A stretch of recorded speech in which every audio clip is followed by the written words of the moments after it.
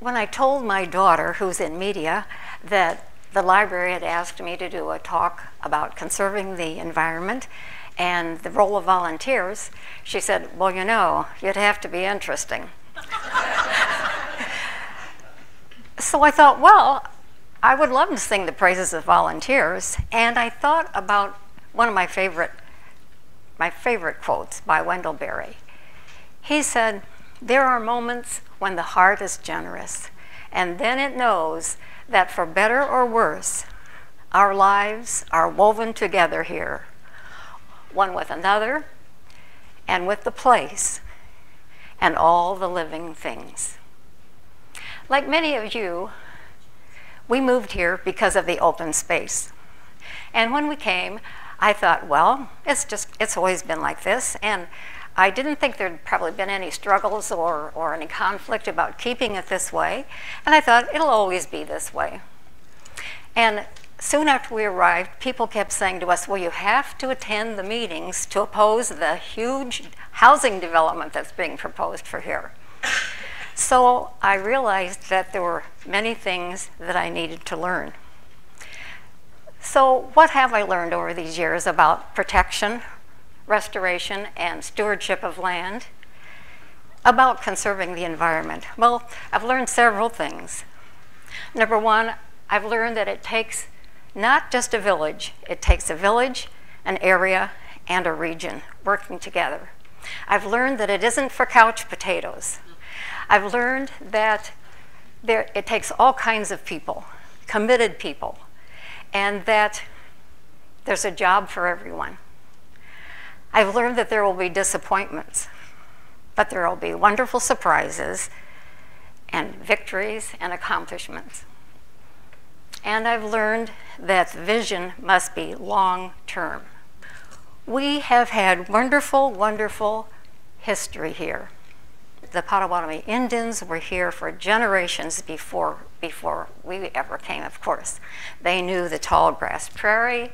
They knew the oak and hickory savanna. They knew the water. They knew the bogs, the fens, and they knew the streams and the creek. They were here until the Treaty of 1833. And at that time, they were forced to leave our lands here and move west of the Mississippi.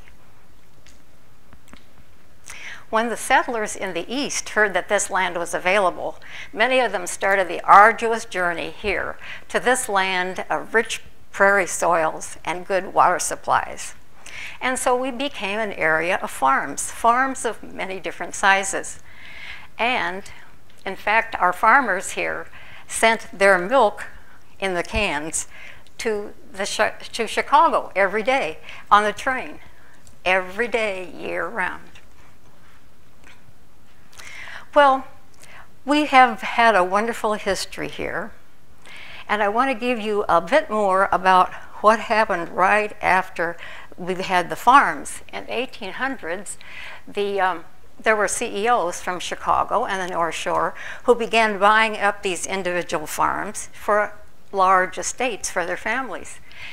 This was wonderful because, as a historian from that time says, they saved the open space, they saved their estates, they saved the wooded hills, they saved the wooded spots, and they saved the water, and they fostered bird life.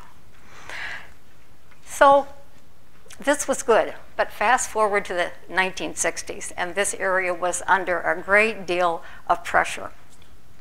Metropolitan sprawl was coming this way. And we had all kinds of development wanting to come in here. So the visionary leaders of that time, and I do want to stress visionary, thought we must do something, we must do something. So they commissioned some studies of this area.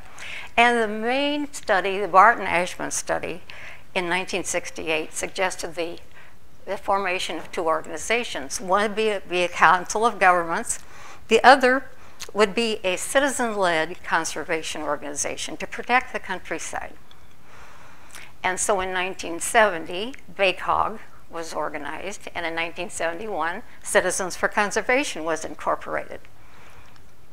At that point, we now had a community-based, volunteer-driven conservation ethic and action in this community.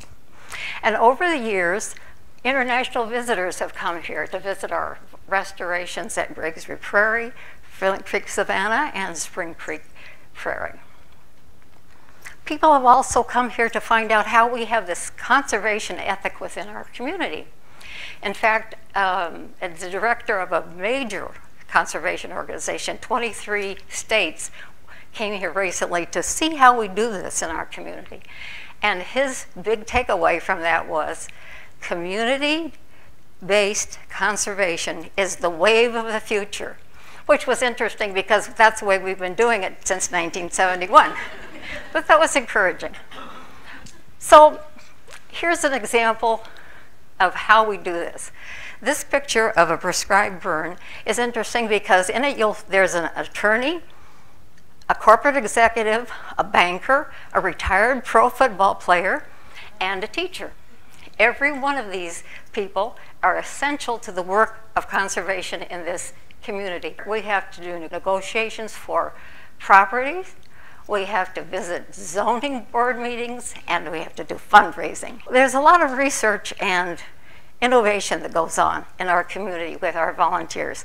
Here they are taking a great big artificial island into the pond at Flint Creek Savannah. They will plant native plants in those holes, and the roots will filter the water on its way to Flint Creek, to Fox River, and down the Mississippi. Of course, our wonderful volunteers work all year long, and in the winter there are people doing brush clearing, but at the time people are also giving or attending very good programs on the environment and planning for the huge native plant sale in the spring. We have a big focus in our community on educating our youth because they're the future stewards of our planet. Discovery, it's wonderful. And we have a big major emphasis on water because the quality of our water determines the quality of our life. There's a great deal of cooperation with our school district in their science curriculum. We aim always for biodiversity, and there's a great deal of rescue work that goes on. This wonderful oak was rescued from a whole bunch of buckthorn. And in fact, there are people in our community who do rescue work every day of the year. They come out with their chainsaws and their loppers instead of going to a health club. Here's an update on the floating islands because in addition to the deep roots, it's a great place for wildlife. Biodiversity again. We have found that the proper way that we do our habitat restoration leads to even endangered species coming back here. So there is much to celebrate, much to celebrate.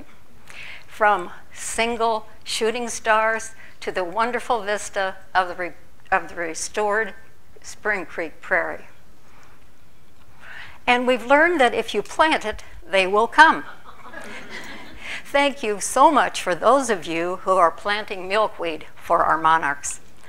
Yes, so there's been a lot of exciting things to celebrate, but I want to tell you about the next big thing. This is the Barrington Greenway Initiative. You know, we're thinking now in terms of ecosystems. Healthy ecosystems provide so many benefits to all of us. They provide biodiverse habitat, health. You hear about the benefits of being in nature. Flood and erosion control. Once again, we use the deep, deep roots. The far left shows you the root system, that tiny little root system of Kentucky bluegrass. So that's compared to the native plants.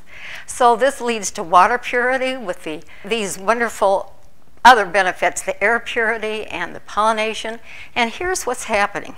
We have these 6 strategic organizations that are working together. And Barrington's right in the middle of that. We're linking 14,000 acres. We have current conservation areas, and we're linking others. We have corridors for migration, and the certified habits are what we can all do. These are home gardens.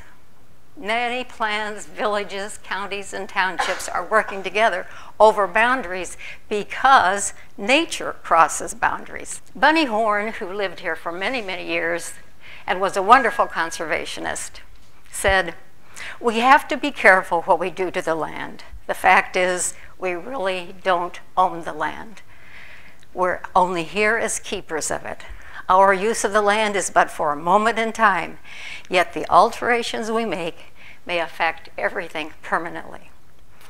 I recently asked a wonderful group of volunteers here in our community just why they do it, why they keep up the great work.